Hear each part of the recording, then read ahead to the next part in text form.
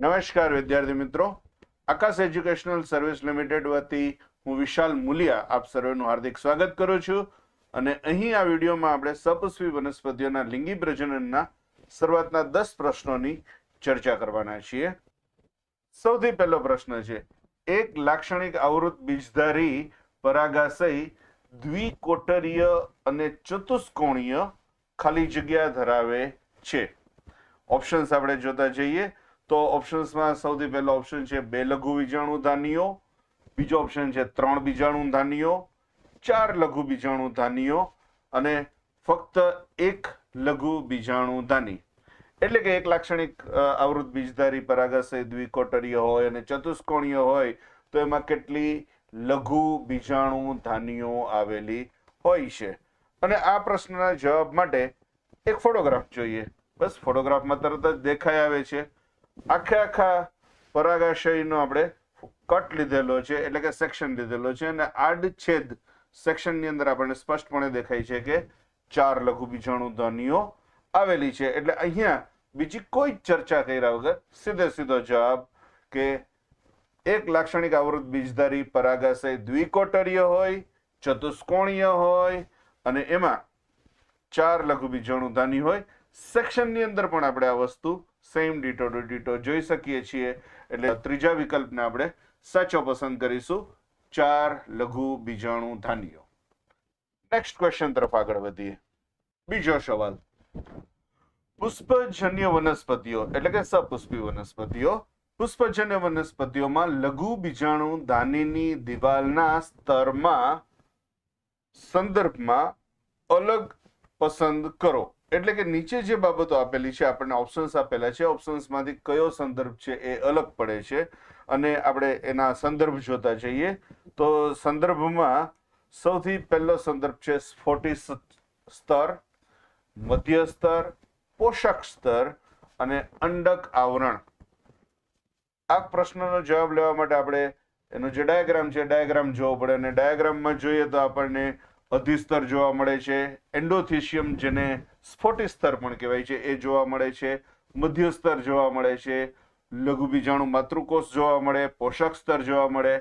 પણ જે ચોથા નંબરનો ઓપ્શન આપેલો છે અંડક આવરણ એ જોવા મળતું નથી. કેમ કે અંડક આવરણ જે છે એ માદા પ્રજનન અંગ સાથે સંકળાયેલું છે, લઘુ બીજાણુ ધાની છે એ નર સાથે સંકળાયેલી છે. એટલે અંડક આવરણ અહીં સાવ જુદો પડતો અલગ વિકલ્પ છે. બહુ સહેલો પ્રશ્ન છે. અને હવે આપણે ત્રીજા પ્રશ્ન તરફ આગળ વધીએ. પ્રશ્ન 3માં ખાલી જગ્યાની હાજરીના કારણે પરાગરજ અશ્મિઓ સ્વરૂપે સારી રીતે સંગ્રહાયેલ હોય છે અને એના અલગ અલગ જે 4 ઓપ્શન્સ આપેલા છે એ 4 ઓપ્શન્સમાં સૌથી પહેલો ઓપ્શન છે સ્પોરોપોલેનિન, બીજો ઓપ્શન છે સેલ્યુલોઝ, ત્રીજો ઓપ્શન છે પેક્ટિન અને ચોથો ઓપ્શન છે કેરોટિનોઇડ્સ. 1 બાય 1 આપણે દરેકને ફોટોગ્રાફ સાથે જોતા જઈએ. સ્પોરોપોલેનિનને બાદ કરીએ તો સેકન્ડ નંબરનું સેલ્યુલોઝ. સેલ્યુલોઝનું ડિગ્રેડેશન થાય, અવનત પામે, એનું રિડક્શન થઈ જાય અને સેલ્યુલોઝમાંથી ગ્લુકોઝ બને. આપણે બહુ સારી રીતે જાણીએ છીએ સેલ્યુલોઝ આપણા કપડામાં રહેલું છે કોટન સ્વરૂપે, રૂ અને બીજું પેપર આપણા સેલ્યુલોઝના બનેલા છે અને એ અશ્મિ સ્વરૂપે સંગ્રહી શકાય તેમ નથી. બીજો જે આપણને ઓપ્શન આપેલો છે એ બીજો ઓપ્શન એટલે પેક્ટિન. પેક્ટિન છે એ અશ્મિ સ્વરૂપે લાંબો સમય સુધી સાચવી શકાય એવું મટીરિયલ નથી. ચોથો ઓપ્શન કેરોટિનોઇડ્સ. કેરોટિનોઇડ્સ જે છે એ રંજક દ્રવ્ય તરીકે કેરોટીન એટલે કે ગાજર અને કેસરી કલરના જે બધા ફળ હોય છે એમાં હોય છે અને આ રંજક દ્રવ્ય છે એ પણ અવનત પામે છે, નાશ પામે છે, એટલે અશ્મિ સ્વરૂપે રહી શકે એમ નથી. તો આ બધાને બાદ કરતા સૌથી મહત્વનું આવે પહેલા નંબરનું, દેટ ઇઝ સ્પોરોપોલેનિન. વળી આપણે ટેક્સ્ટબુકને જોતા જઈએ તો ટેક્સ્ટબુકમાં આ ડિટેલ જ્યાં આપેલી છે એ ભાગને આપણે જરા મોટી કરીને જોઈએ. એના માટે હું થોડી વાર માટે બહાર જતો રહું છું એટલે તમને સરસ દેખાય. તો વ્યવસ્થિત રીતે ડિટેલમાં તમે વાંચશો એટલે તમને ધ્યાનમાં આવશે કે પેરેગ્રાફની અંદર બહુ સ્પષ્ટપણે લખેલું છે. ત્રીજા નંબરની લાઈન જુઓ, સ્પોરોપોલેનિન વાળી. આપણે એને મોટો કરીએ છીએ તો સ્પોરોપોલેનિનની હાજરીના કારણે પરાગરજ અશ્મિ સ્વરૂપે સંગ્રહાયેલ હોય છે. આ ઓલરેડી લખેલું છે. યસ, એટલે હવે સ્પષ્ટપણે આપણે સમજી શકીએ અથવા તો બહુ ક્લિયરલી જોઈ શકીએ કે પહેલો ઓપ્શન જે છે sporopollenin is the perfect answer. Now let we move to the fourth one. અને ખાસ આ સ્પોરોપોલેનિન શબ્દ છે બીજે ક્યાંય આવતો નથી, એટલે યાદ રાખો આવા પ્રશ્નો જે છે જેના વિશે બીજે બધે ડિટેલ ન આવેલી હોય એ ખાસ પ્રશ્નમાં મેમરી સ્વરૂપે પૂછી શકાય. કેમ કે સેલ્યુલોઝ, પેક્ટિન અને કેરોટિનોઇડ્સ આપણે 9th ચેપ્ટરમાં પણ 11th સ્ટાન્ડર્ડમાં જોયેલું છે. સેલ્યુલોઝ, પેક્ટિન, કેરોટિનોઇડ્સ આપણે બીજે કેમિસ્ટ્રીમાં પણ ક્યાંક ને ક્યાંક શબ્દો સાંભળતા હોય છે. સ્પોરોપોલેનિન ક્યાંય રિપીટ થતું નથી, એટલે આ પ્રશ્ન ખાસ મેમરી માટે જરૂરી છે. મેમરી બેઝડ ક્વેશ્ચન કહી શકાય. Let we move to the fourth question. ચોથા પ્રશ્નમાં આપેલું છે નીચેનામાંથી કયો વિકલ્પ પોષક સ્તર માટે સાચો છે. અહીં પોષક સ્તરની વાત થઈ છે એ લઘુ બીજાણુ ધાની સાથે સંકળાયેલ છે, એટલે કે પરાગાશય સાથે સંકળાયેલું છે. અને એમાં જે 4 ઓપ્શન્સ આપેલા છે, 4 ઓપ્શન્સમાં સૌથી પહેલો ઓપ્શન છે પોષક પેશી કે જે પોષણ આપે. બીજા નંબરનું બીજાણુજનક પેશી. ત્રીજા નંબરનું રક્ષણાત્મક અને એકકીય પેશીઓ, એટલે કે અહીં એકકીયનો મતલબ થાય છે રંગસૂત્રની દ્રષ્ટિએ અર્ધીકરણ પામેલી પેશીઓ. અને ચોથું લઘુ બીજાણુ ધાનીના દિવાલનું બાહ્ય સ્તર. આ 4 વિકલ્પ જે આપેલા છે, 4 વિકલ્પમાં પોષક સ્તર માટેનો વિકલ્પ આપેલો છે. એટલે આપણે ટેક્સ્ટબુકની જરા નોંધ લઈએ. હું થોડો સાઈડમાં જતો રહું છું. ટેક્સ્ટબુકનો જે મુખ્ય પાર્ટ આપણે જે કામનો છે, કામના પાર્ટને આપણે મોટો કરીએ એટલે આપણને સ્પષ્ટપણે દેખાશે કે હું દૂર જતો રહું, વ્યવસ્થિત વાંચી શકશો તમે કે સૌથી અંદરનું દિવાલનું સ્તર પોષક સ્તર છે, જે વિકાસ પામતી પરાગરજને પોષણ પૂરું પાડે છે. આ જે પ્રશ્નનો જવાબ છે, પ્રશ્નના જવાબને હજી આપણે આગળ ફોટોગ્રાફની દ્રષ્ટિએ જોઈએ તો ફોટોગ્રાફની દ્રષ્ટિએ પણ આપણને એ સ્પષ્ટપણે શબ્દ સાથે સંકળાયેલું જોવા મળે છે. અને પોષક સ્તર પોષણ આપે એ સ્વાભાવિક વાત છે. આ આખા ફોટોગ્રાફને કદાચ આપણે ન સમજી શકીએ તો એકદમ પ્રિસાઇઝલી જુઓ. પોષક સ્તર અહીં એકદમ સ્પષ્ટપણે તમે જોઈ શકો એવી પરિસ્થિતિમાં છે. અને પોષક સ્તર જે બ્લિંક થાય છે એ પોષણ સાથે સંકળાયેલું છે, એટલે કે એ પોષક પેશી છે. સો પરફેક્ટ વિકલ્પ સાચો જવાબ છે પોષક પેશી, જે પોષક સ્તર સાથે સંકળાયેલું છે. Let we move to the next question. 5મા પ્રશ્નમાં પૂછાયેલું છે જનીન છિદ્રો તરીકે ઓળખાતા સ્પષ્ટ છિદ્રો ખાલી જગ્યામાં હાજર હોય છે. અને ઓપ્શન્સ આપેલા છે વાનસ્પતિક કોષ, અંતઃ આવરણ, બાહ્ય આવરણ અને જનન કોષો.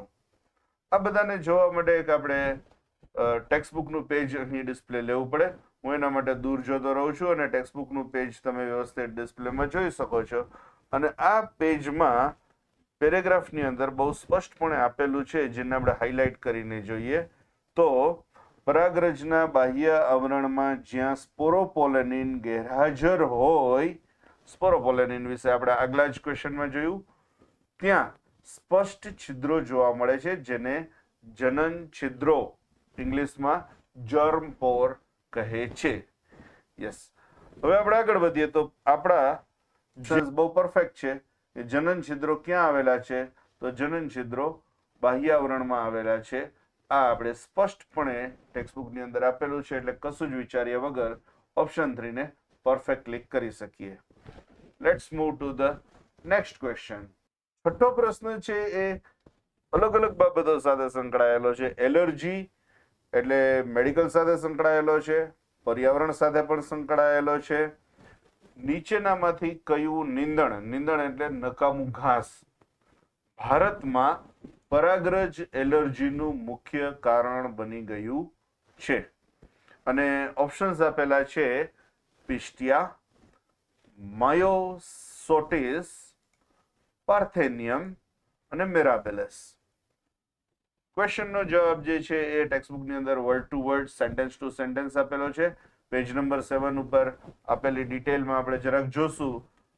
હું દૂર જોતો રહું એટલે તમને સ્પષ્ટપણે ટેક્સ્ટબુક વંચાય. તો ટેક્સ્ટબુકમાં લખેલું છે, મોટું કરીને જરાક જોઈ લઈએ. એકદમ ટુ બી પ્રિસાઇઝ, ગાજર ઘાસ એટલે કે પાર્થેનિયમ અથવા તો કેરેટ ગ્રાસ ભારતમાં પ્રવેશેલ છે, જે સર્વવ્યાપી છે અને પરાગરજની એલર્જી પ્રેરે છે. યસ, પ્રશ્નનો બહુ પરફેક્ટ જવાબ ડાયરેક્ટલી આપેલો છે, કાંઈ ડિટેલ ચર્ચા કરવાની જરૂર જ નથી. અને તમને ધ્યાનમાં રહીએ એટલા માટે એમનો આપણે ફોટોગ્રાફ પણ જોઈ લઈએ. અહીં તમે જોઈ શકો છો, આ એમનો આખી વનસ્પતિનો ફોટોગ્રાફ છે. ફ્લાવર જે આપણને દેખાય છે, ફૂલનો ભાગ, એ ફૂલનો ભાગ નથી, ખરેખર એ ઇન્ફ્લોરસન્સ એટલે કે આખો પુષ્પ વિન્યાસ છે. અહીં ઘણા બધા પુષ્પ આવેલા હોય અને એની પરાગરજ પણ જોઈ શકીએ. અને આ એલર્જીક છે, ખૂબ જ નુકસાન કરે છે. હવે આપણને સ્પષ્ટ ખબર છે એટલે જવાબ આપણે પાર્થેનિયમ અથવા તો કોંગ્રેસ ગ્રાસ ટીક કરી શકીએ. કેરેટ ગ્રાસ, પાર્થેનિયમ, કોંગ્રેસ ગ્રાસ, ગાજર ઘાસ, આ બધા અલગ અલગ શબ્દો એક જ વનસ્પતિ માટેના છે,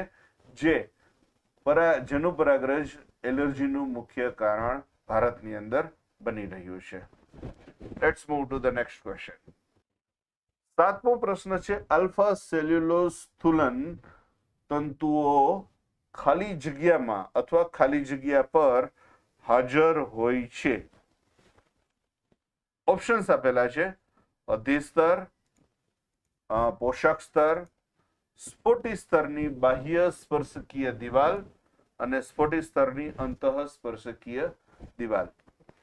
અહીંયા જે પ્રશ્ન આપેલો છે એ પ્રશ્નનો જવાબ ટેક્સ્ટબુકની અંદર ડાયરેક્ટલી નથી આપેલો, પણ એક ડાયાગ્રામ જોઈએ એટલે આપણને ડાયાગ્રામની અંદર સરસ રીતે આ વસ્તુ બ્લિંક થતી જોવા મળે છે. અહીં તમે બ્લુ કલરનું બ્લિંકિંગ એન્ડોથિશિયમ સ્તર જોઈ શકો છો, અને એન્ડોથિશિયમ સ્તરને આપણે સ્ફોટી સ્તર તરીકે પણ ઓળખીએ છીએ. અને એ સ્ફોટી સ્તર જે છે એ સ્ફોટી સ્તરમાં આ જોવા મળે છે. અને ફરીથી વ્યવસ્થિત તમે ઓબ્ઝર્વ કરશો એટલે ખબર પડશે કે બહારની તરફ નહીં પણ અંદરની તરફ છે. એટલે સ્ફોટી સ્તરની અંતઃસ્પર્શકીય દિવાલ ઉપર આવેલું હોય છે આલ્ફા સેલ્યુલોઝના તંતુઓ, જે સ્ફોટનમાં મદદ કરતા હોય છે. નેક્સ્ટ ક્વેશ્ચન તરફ આગળ વધીએ. 8મો પ્રશ્ન. 8મો પ્રશ્ન છે, અંતઃ આવરણ ખાલી જગ્યાનું બનેલું હોય છે. એટલે અહીં પરાગરજની વાત થઈ રહી છે ચેપ્ટર પ્રમાણે. અને અલગ અલગ ઓપ્શન્સ છે: સ્પોરોપોલેનિન, પેક્ટોસેલ્યુલોઝ, સિલિકા અને સેલ્યુલોઝ, ફક્ત સેલ્યુલોઝ. આ પ્રશ્નનો જવાબ આપણને ટેક્સ્ટબુકની અંદર સ્પષ્ટપણે મળી જાય છે. ટેક્સ્ટબુકનો પર્ટિક્યુલર પાર્ટ એટલે કે પરાગરજ વિશેની જે ડિટેલ આપેલી છે, પેરેગ્રાફ આપણે વાંચીએ અને એ વાંચીએ એટલે એમાં આપણને સ્પષ્ટપણે ડિટેલ મળી જાય કે પરાગરજના અંદરના આવરણને અંતઃ આવરણ કહે છે, તે સેલ્યુલોઝ અને પેક્ટિનનું બનેલું છે. ટેક્સ્ટબુકમાંથી ડાયરેક્ટ પ્રશ્ન છે એટલે બહુ કશું વિચાર્યા વગર રાઈટ આન્સર ઇઝ પેક્ટોસેલ્યુલોઝ. સેલ્યુલોઝ અને પેક્ટિન બંનેનું બનેલું છે. નેક્સ્ટ ક્વેશ્ચન તરફ આગળ વધીએ. 9th ક્વેશ્ચન છે કે પરાગરજના સંદર્ભમાં અસંગત પસંદ કરો, એટલે કે નીચેનામાંથી કઈ બાબત ખોટી છે. સૌથી પહેલો ઓપ્શન છે, પરાગરજ પોષક તત્વોથી ભરપૂર હોય છે. અહીં હું નળું છું એટલે હું જરા દૂર જતો રહું. નેક્સ્ટ ઓપ્શન આપેલો છે, તેના ખોરાકથી રમતવીરો અને રેસના ઘોડાઓના દેખાવમાં વધારો કરી શકાય છે. તેનું વર્ષો સુધી પ્રવાહી નાઇટ્રોજનમાં સંગ્રહ કરી શકાય છે. અને ચોથો ઓપ્શન છે, પરાગરજ પોલન કીટ કહેવાતા ચોટે નહીં તેવા આવરણ ધરાવે છે. વન બાય વન આપણે ઓપ્શન્સને જોતા જઈએ. સૌથી પહેલી બાબત જે છે એના માટેનો એક ઓલરેડી ફોટોગ્રાફ આપણી ટેક્સ્ટબુકની અંદર આપેલો છે. અને અહીં તમે આ ફોટોગ્રાફમાં વ્યવસ્થિત જોઈ શકો છો કે પોષક તત્વોથી ભરપૂર હોવાથી પોલેન ગ્રેઇન એટલે કે પરાગરજની ટેબ્લેટ માર્કેટમાં મળે છે. અને આ જ બાબતમાં વધારે સરસ રીતે એની આગળ પાછળના પેરેગ્રાફ આપણે જોઈએ તો એમાં લખેલું પણ છે કે પરાગરજ પોષક તત્વોથી ભરપૂર છે અને પોષક તત્વોથી ભરપૂર હોવાથી તેનો આપણે ઉપયોગ રમતવીરો માટે કરી શકીએ છીએ. નેક્સ્ટ જે બાબત ડિટેલમાં આપેલી છે એની ઉત્તરજીવિતા માટેની છે અને એમાં લખેલું છે પ્રવાહી નાઇટ્રોજનમાં તેને સંગ્રહિત કરી શકાય છે લાંબા સમય સુધી. એટલે 1, 2 અને 3 ઓપ્શન્સ જે છે 1, 2, 3 એ ત્રણ સંગત છે, સાચા છે. પરાગરજ પોષક તત્વોથી ભરપૂર પણ હોય છે. તેનો ખોરાક તરીકે રમતવીરો અને રેસના ઘોડાઓમાં ઘોડાઓ માટે ઉપયોગ કરી શકીએ છીએ. વર્ષો સુધી તેને પ્રવાહી નાઇટ્રોજનમાં સ્થાપન પણ કરી શકીએ છીએ. પણ ચોથો ઓપ્શન જે છે પરાગરજો પોલન કીટ કહેવાતા ચોંટે નહીં તેવા આવરણ ધરાવે છે. એ ચોંટે નહીં તેવું આવરણ ધરાવતું નથી, ચોંટે તેવું આવરણ ધરાવે છે કે જેથી પરાગનયનની પ્રક્રિયા સરળતાથી થઈ શકે. એટલે ચોથું ઓપ્શન જે છે એ ચોથું ઓપ્શન અહીં કરેક્ટ આન્સર છે. હવે આપણે નેક્સ્ટ ક્વેશ્ચન એટલે કે 10મા પ્રશ્ન તરફ આગળ વધીએ. 10મો પ્રશ્ન જે છે એ 10મો પ્રશ્ન બહુ સિમ્પલ છે. ચોખા અને ઘઉં જેવા છોડ માટે પરાગરજની કાર્યક્ષમતા ખાલી જગ્યા છે એટલે કે કેટલો સમય સુધી એ રહી શકે છે, એક્ટિવ રહી શકે છે. ઓપ્શન્સ આપેલા છે 30 કલાક, કેટલાક મહિનાઓ, અડધો કલાક અને છેલ્લો ઓપ્શન છે 30 સેકન્ડ. ઓલરેડી ટેક્સ્ટબુકને આપણે વ્યવસ્થિત ઓબ્ઝર્વ કર્યું તો ટેક્સ્ટબુકની અંદર આ પ્રશ્નનો જવાબ આપેલો છે કે ઘઉં અને ચોખામાં પરાગરજ મુક્ત થયા પછી 30 મિનિટમાં જીવિતતા ગુમાવે છે. એટલે કે 30 મિનિટ માટે જીવતી રહે છે અને 30 મિનિટ એટલે કે અડધો કલાક. So the correct answer is third option, that is half hour. અડધો કલાક માટે જીવતું હોય છે.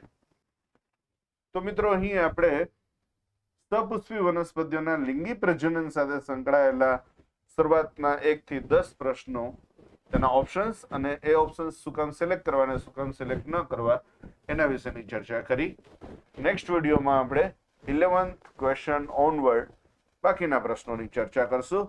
ત્યાં સુધી માટે all the best. Thank you very much. Akash institute વતી સૌનો ખૂબ ખૂબ આભાર.